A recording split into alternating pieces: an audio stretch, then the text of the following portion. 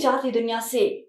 Pakistan stock market में आज मंदी का रुझान रहा, जिसके बायस सरमायाकारों को अरबों का नुकसान बर्दाश्त करना पड़ा।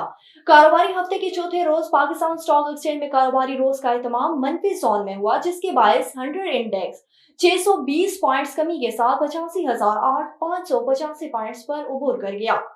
गुज़श्ता रोज स्टॉक मार्केट में 100 इंडेक्स 85,205 पॉइंट्स की सतह पर बंद हुआ था। आलमी और मुल्की सराफा मार्केट्स में सोना मजीद महंगा हो गया। सोने की फी तोला कीमत बुलंद तरीन सतह पर पहुंच गई। आज Pakistan gems and jewellers association के मुताबिक आलमी मार्केट में सोने की फी ऑन्स कीमत में $60 का इजाफा हुआ, जिसके बाद आलमी सतह पर फी ऑन्स सोना $2,682 का हो गया। और सरबरा यूनाइटेड बिजनेस ग्रुप और साबिक सूबाई वजीर SM तनवीर ने कहा है कि अच्छी खबरें आने लगी, GDP बढ़ रही है, करेंसी रेट कम हुआ, ज़ेर मुबादला सहाइस में इजाफा हुआ। SM तनवीर ने मजीद कहा कि स्टॉक एक्सचेंज इंडेक्स मुसलसल बढ़ रहा है। बरामदात $27 अरब से बढ़कर $33 अरब हो गई। ये सारे मुस्बत इशारे हैं, जिससे साबित होता है कि हुकूमत और SIFC बेहतर काम कर रही है।